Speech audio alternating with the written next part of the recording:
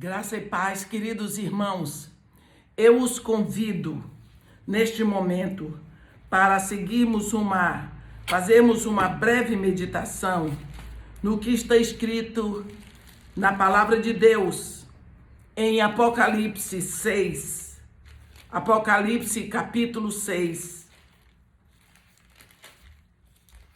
a partir do versículo 15.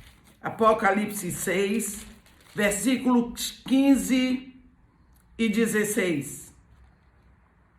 Apocalipse 6, capítulo 6, versículos 15 e 16, onde está escrito assim: os reis da terra, os grandes, os comandantes, os ricos, os poderosos e todo escravo e todo livre se esconderam nas cavernas e nos penhascos dos montes, e disseram aos montes e aos rochedos: caí sobre nós, e escondei-nos da face daquele que se assenta no trono e da ira do Cordeiro, porque chegou o grande dia da ira deles.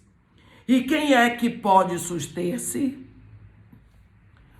Meus irmãos, uma outra verdade que tem estado coberta ou encoberta pelo entulho da pós-modernidade, bem no centro da igreja, é a doutrina ou o ensinamento do que a Bíblia diz a respeito da ira de Deus.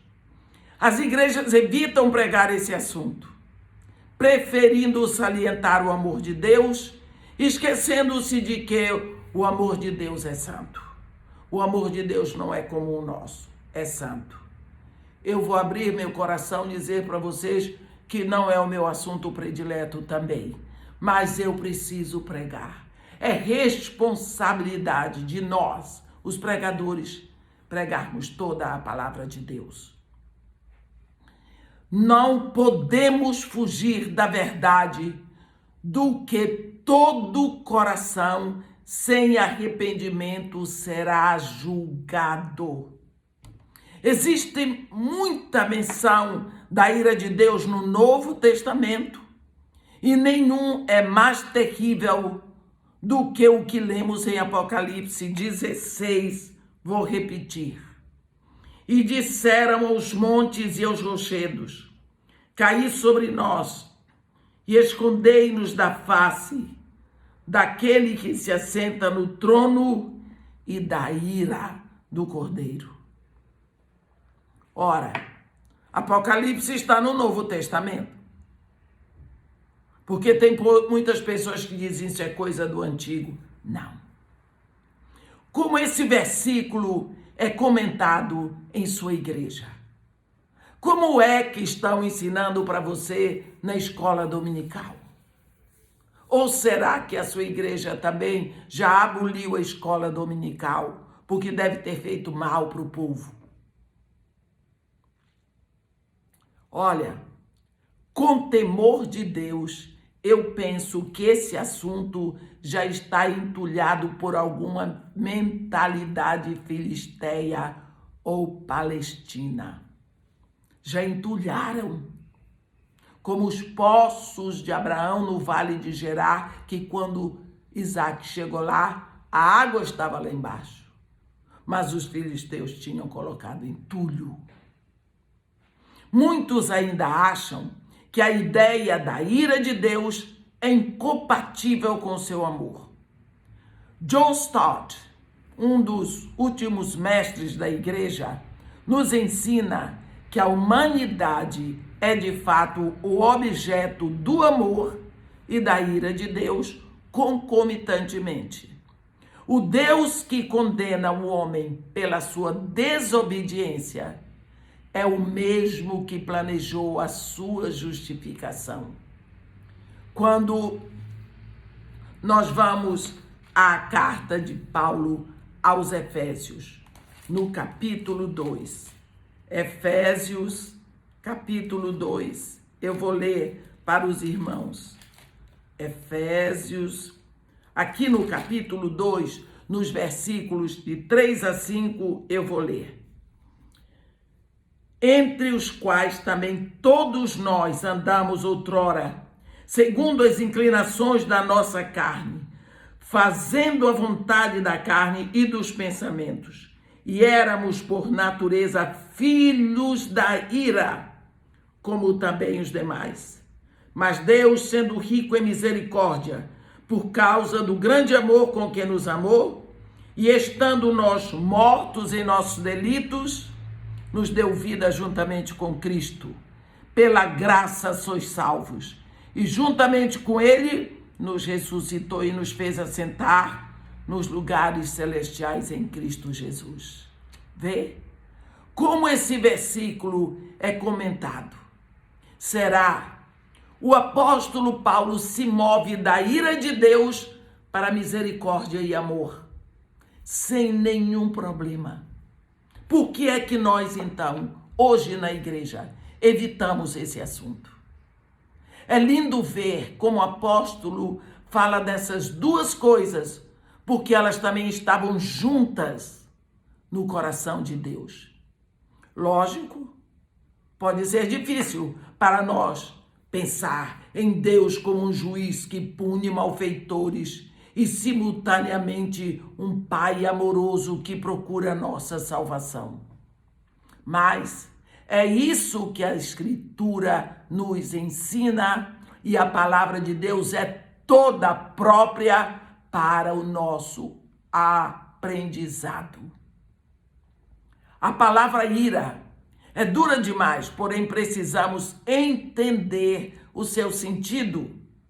A ira de Deus não é arbitrária, não é caprichosa, não é oriunda de mau temperamento, como isso era atribuído aos deuses pagãos.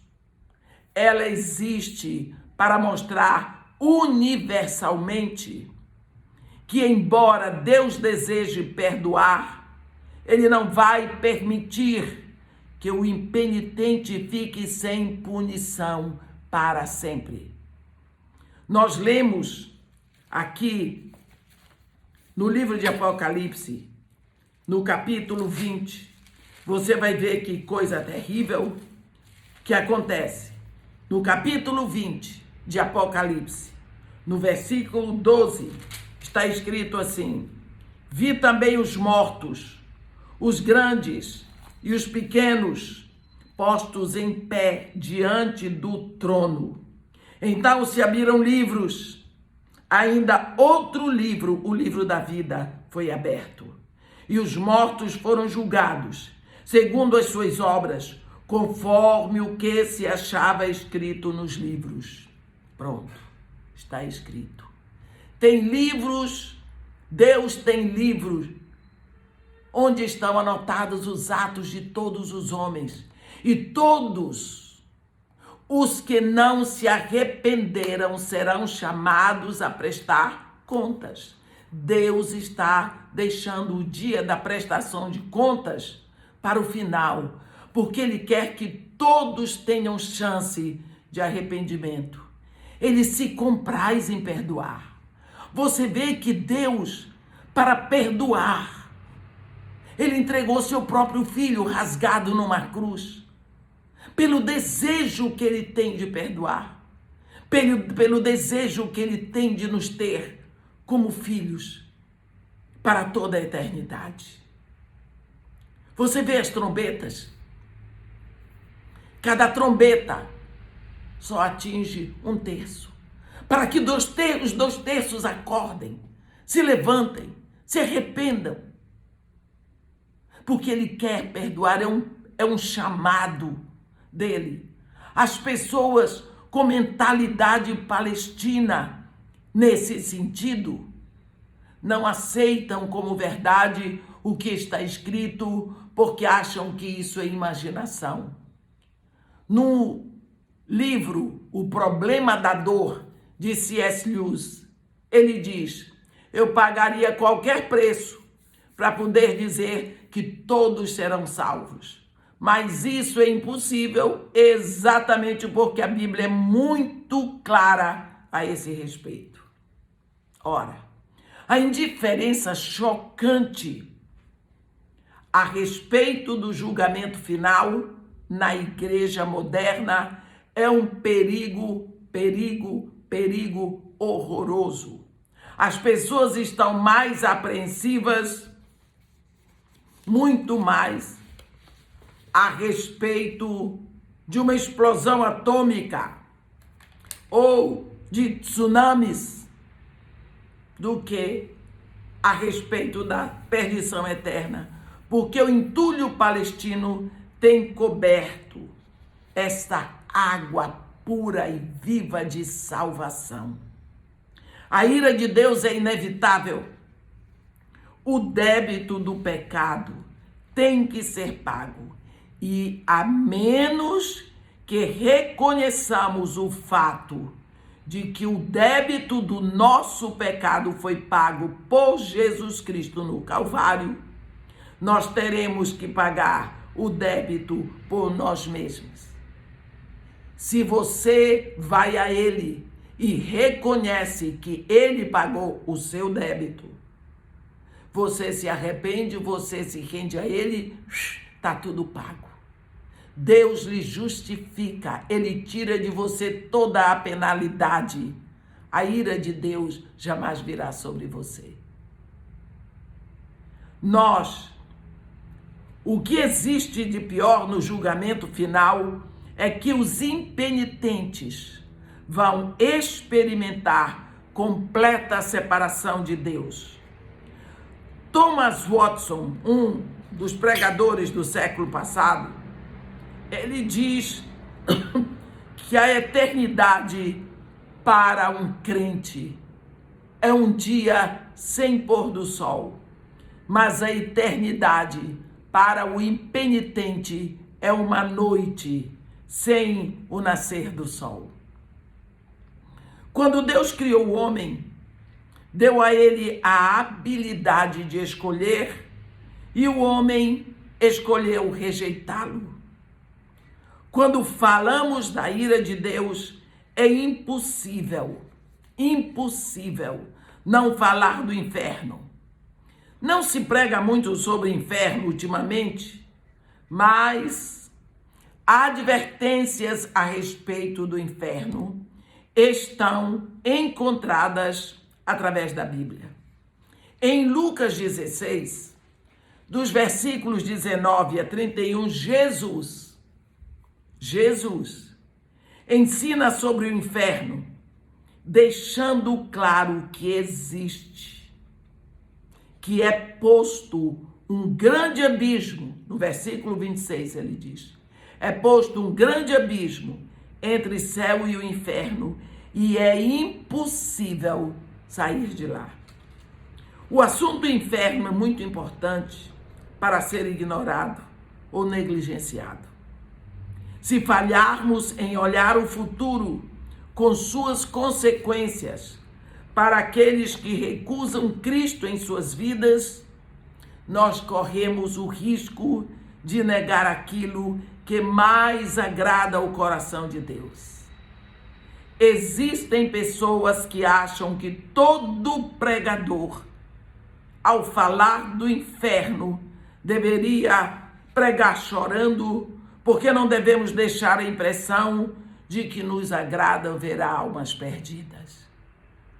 Ora, quando falamos de inferno, não falamos desejando que alguém vá para lá, porque na realidade todos nascemos para lá, mas Deus intervém com a sua graça, para que possamos beber dos rios do seu amor e nos livrarmos do inferno, aceitando Jesus, nos entregando a Ele. Pensando em tudo isso, é que precisamos pregar Cristo a todas as nações. A Bíblia diz, Jesus falou, ide e fazei discípulos de todas as nações. Exatamente. Para que todos possam ter conhecimento de que o seu débito, o seu preço foi pago. E eles possam ir com gratidão àquele que os salvou. Nós precisamos ter gratidão. Não devemos permitir que a mentalidade palestina deste século, continue a bloquear os poços da verdade a respeito da ira de Deus. A Bíblia nos ensina sobre justiça de Deus, sobre sua santidade e fidelidade à sua palavra. Vemos o próprio Jesus dizer em Mateus 23, no versículo 33, serpentes, raça de víboras, como escapareis da condenação e do inferno? Ora, quem somos nós para negar essa palavra? Precisamos ressaltar que Deus rasgou seu filho lá na cruz, exatamente para que haja um momento nas nossas vidas em que pensemos, se Deus fez tudo isso para nos ter com Ele, então é porque o assunto é muito sério. Se você vai andando numa trilha e você vê alguém cair num precipício, você sai da trilha que você estava, vai lá, você desce toda aquela pirambeira e você expõe sua vida, porque a pessoa está pendurada num galho de árvore, pronta para cair. Você expõe sua vida com todo o seu esforço e você dá a mão para aquela pessoa e arrasta aquela pessoa, toda ferida, carrega, grita por socorro, leva aquela pessoa para a estrada e consegue uma ambulância que leve aquela pessoa para o hospital, por uma emergência. A pessoa fica boa. Então você tem uma pessoa que foi salva da morte e você tem alguém que a salvou da morte. Quando aquela pessoa está no hospital, todo mundo bate palma para ela? Não. As palmas devem ser para aquela outra que arriscou sua vida para salvá-la. As palmas são para o Salvador e não para o salvo. É isso que Jesus fez e fez muito mais por nós. Ele entregou a própria vida para que sejamos salvos. Então, o assunto de ser perdido é muito sério. Difícil ou não, meus irmãos, a ira de Deus, assim como o seu amor e graça, estão à disposição em Jesus Cristo. A escolha é de cada um. A palavra de Deus é verdadeira e é eterna. É a Bíblia que nos ensina sobre a ira de Deus. É a ira que nos ensina sobre o amor de Deus. É a Bíblia que nos ensina sobre o amor de Deus. É a Bíblia que nos ensina sobre o inferno. É a Bíblia que nos ensina sobre o céu. A Bíblia não é como um banquete self-service, aonde cada um escolhe o que lhe agrada. Não.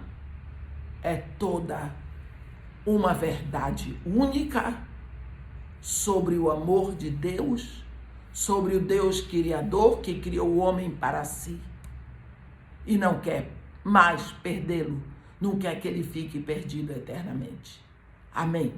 Que Deus nos abençoe e nos guarde, faça resplandecer seu rosto sobre nós e tenha misericórdia de todos nós.